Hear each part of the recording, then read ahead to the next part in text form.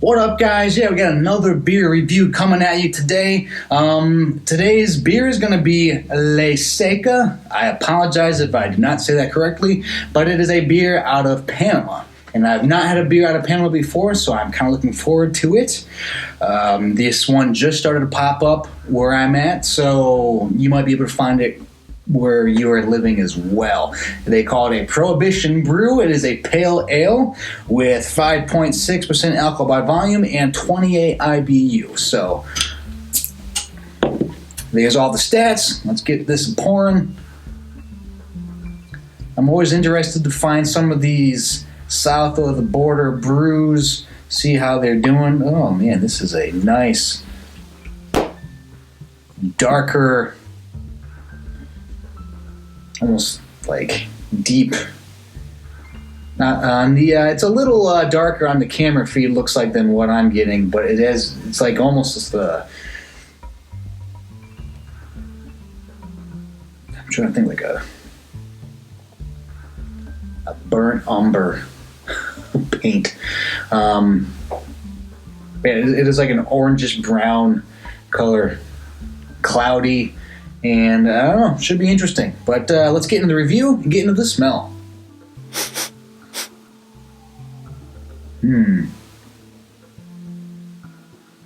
That is interesting. Not really sure what to take out of.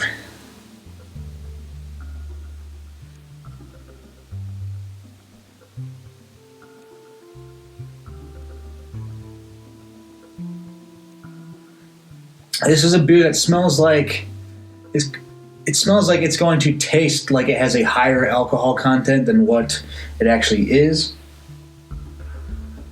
It has like an apricot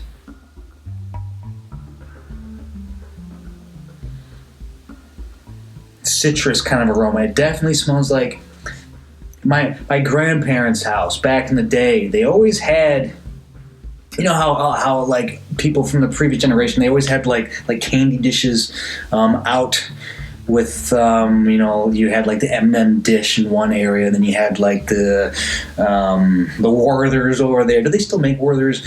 And they had like all the candy dishes. I don't know how they did that. Like nowadays, I would just sit and eat all the candy. I don't know how the previous generation was able to, or 2 generations ago, were able to do that. But I think eventually my parents were like, dude, you got to stop putting out the candy dishes because the grandkids are just going to eat it all. And so at one point in time, we showed up, and then there was like the dried apricot slices. And this is what it smells like. It has that kind of like dehydrated apricot aroma to it. So it has a bit of that...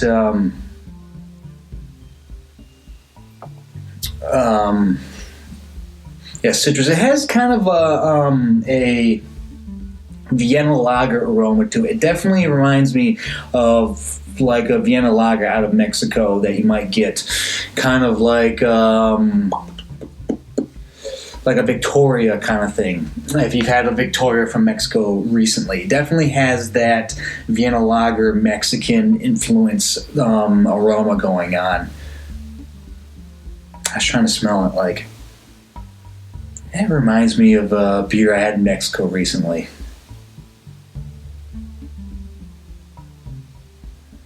But also has like a... I don't know if I'm getting like a barley wine. Like, I don't know. It just smells like it smells like a beer that's going to taste like the alcohol content is much higher than what it is. But it smells... it's definitely interesting enough. I'm going to recommend it on aroma. It's piqued my interest to see how they do it. So, yeah, I'll recommend it on aroma. Now let's get into the taste.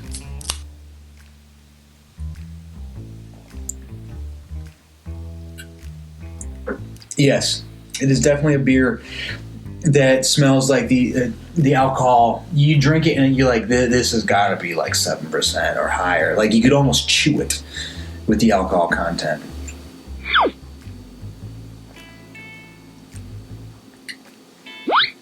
Okay, chewing it is a little overdoing it, but it definitely has that that barley-esque to it.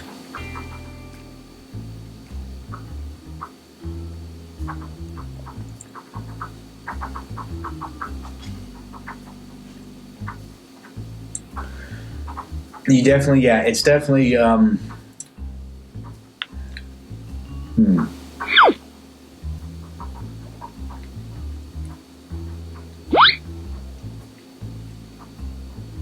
Oh, hold on a second. Somebody's at the door. What is at the door? It's like 10 p.m. Hold on, just a second. All right. Sorry about that. I got new neighbors that just moved in downstairs, which is it's always interesting when you got new neighbors moving in like an apartment place. You're like, all right, how is this going to work? Like, what is the dynamic going to be? Are you going to be assholes? Are you going to like complain about every little noise that somebody made? You never know. So, TBD. But all right, back to this.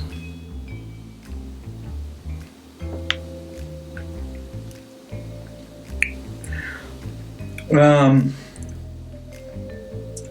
it has kind of that,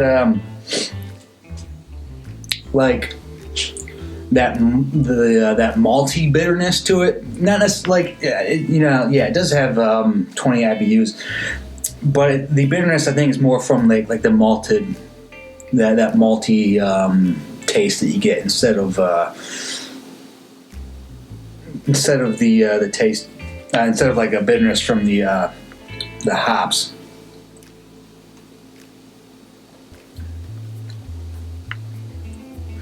It has almost, I know I did this in the last beer review, but it has almost that malty Oktoberfest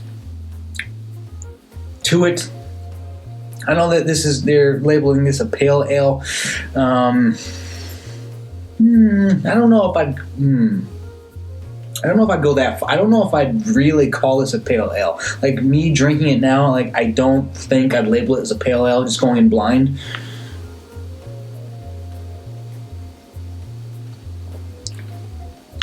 To me, it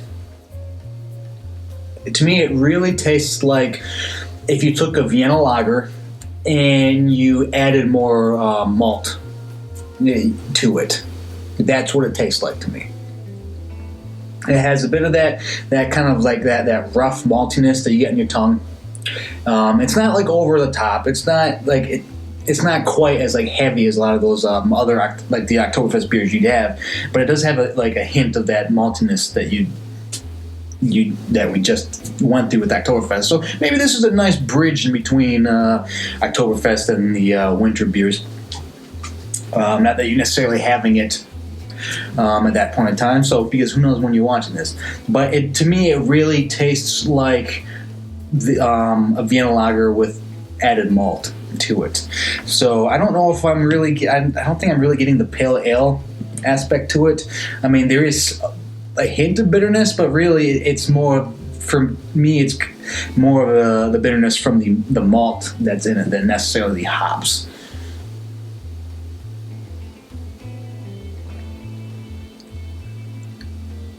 But it's not bad. I mean, I think it tastes. Actually, it's pretty.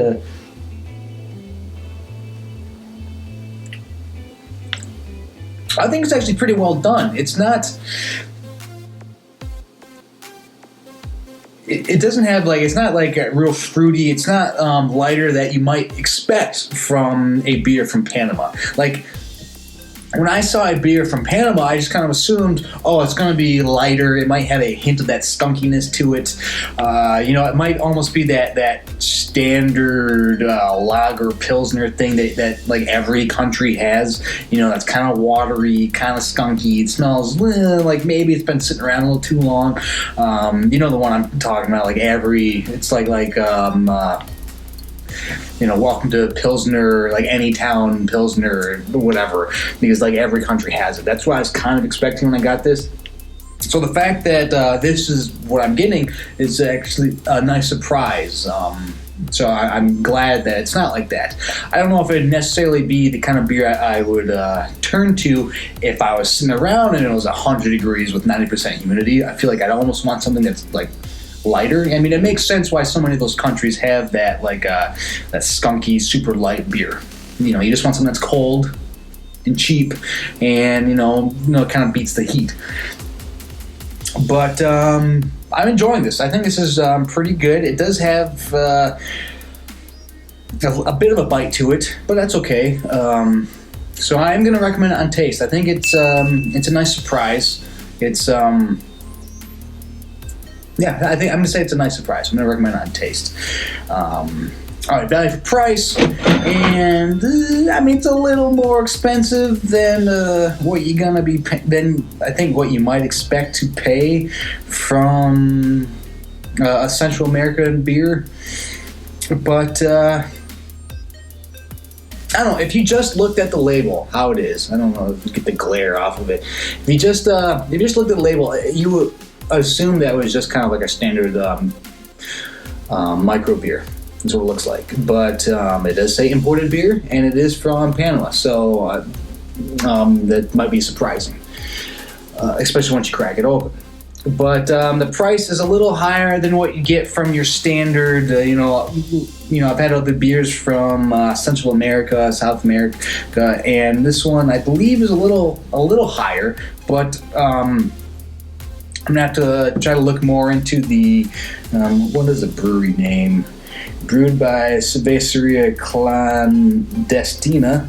I again apologize for butchering the hell out of that. If there's any, granted, we're already at this point, so you will know before me talking. But if there's anything decent to know about this brewery, I will do one of the intros that I haven't done in a little while. But I will do an intro to try to educate on the brewery. But it does give the appearance of more of a micro beer.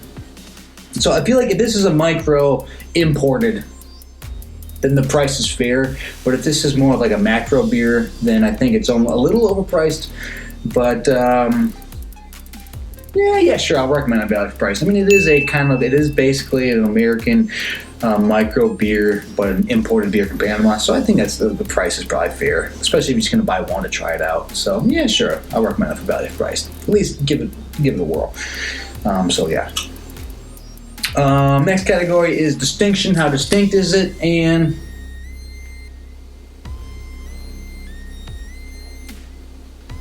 to be perfectly honest, I'm not getting it as a pale ale. I just feel like wasn't exactly sure how to label it. And so it's like, well, it's not an IPA, it's not a wheat beer, it's not a Pilsner. Let's label it as a pale ale, but call it Prohibition Brew, so we get a little leeway for the name. That's kind of where I'm going, what I'm getting with this. Like, I really wouldn't know what to characterize it as, to be perfectly honest. It's almost more of, again, a Vienna lager. It's like a Vienna lager mixed with an Oktoberfest. That's really what this beer is. But how do you label that? That's a lot of writing to put on a beer from Panama. But So yeah, Vienna lager meets Oktoberfest. Blah blah blah blah blah. That's a lot of So I don't really know what. I guess you have to kind of characterize it with a Prohibition. With the pale ale. So in that case, it is distinct. I feel like it's a little mislabeled, but again, I don't know what I'd label it as. So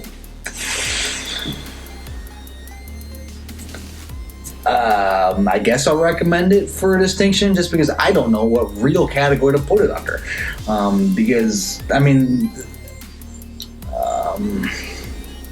They say this is an English-style pale ale with a deep amber color. I don't taste pale. I don't taste English pale ale when I'm drinking this. So I don't know. I really have no idea. It's worth checking out. So just take it for that. I'm not really sure what to do with distinction. But all right, next category is drinkability, and it's drinkable. It drinks fine. It drinks like the alcohol content is higher. The alcohol content is 5.6. It tastes like a good 1 to 1.5% higher. But I guess when you get more of that toasted maltiness to it, that, at least for me, it makes it taste like the alcohol content is a little higher. I don't know if that's just because my brain connects it to certain beers that have a higher alcohol content. It's probably what it is. But, so drinkability, I'm going to put it at half. It drinks fine. For me, it tastes like a beer that would have a slightly higher alcohol content. Not that 5 or 6 isn't bad. I mean, that's still like 1% higher than what like your standard Budweiser is. Although it's not quite Bud Light Platinum, which I believe is what, 6%? What are you gonna do? So I'll give it a half on that. Last category is would I buy it again? And that is a very good question. I don't know. Because one, I don't know what bar or restaurant I'd go to that would carry this. I can't say there's any Panama restaurants around here. Maybe there are, and I just don't know about it. I mean, I guess we got Peruvian restaurants, so maybe there is a Panama. One of these days when I visit Panama, it'll happen, I will remember this beer and I will get it. I will get it in Panama because there will be a time where I'm sure that I'm just tired of all the watered down, cheap, skunky tasting or skunky smelling pilsners, and I want something with a little more flavor. And I'll remember the Ley Seca and or the Cerveceria Clandestina. I'll remember that, and I'll see it, and I'll be like, yes, I'm ordering this, because I want something with more taste. So I will definitely order it whenever I'm in Panama. I don't know when I'll ever see it in a bar around here. It's just I don't know when I'll actually see it at a restaurant. So I don't think I'll actually have that option. And I'll just give it a half on or buy it again, because I don't know when I'll actually have realistically, when it'll be like a viable option. So yeah, I'm gonna give it a half of that. But that is my review of Ley Seca. Again, I apologize. I should have looked up how to say it ahead of time. But have you had this before? Have you had it in Panama, or have you had it in the States? It is imported by a company out of Tempe, so maybe it is just reaching Arizona first and then it'll branch out. I don't know. But if you had it before, let me know. Let me know in the comments. Let me know what you think. I mean, I feel like, does Vienna Lager meets Oktoberfest sound appealing to you? Because that's kind of what it is. I think some people might be like, yes, that sounds amazing. Other people will be like, that sounds terrible. So, but I think that's a fair description of this beer. Vienna Lager meets Oktoberfest. So, yes, that is the review. I'm trying to get in a couple of these before we're just swamped with, pumpkin beers and the winter beers, which, it's being November, so they're coming. So get these beers while you can. But, so that is the review. So for myself and for Ley Seca Pale Ale from Cerveceria Clandestina, take it easy.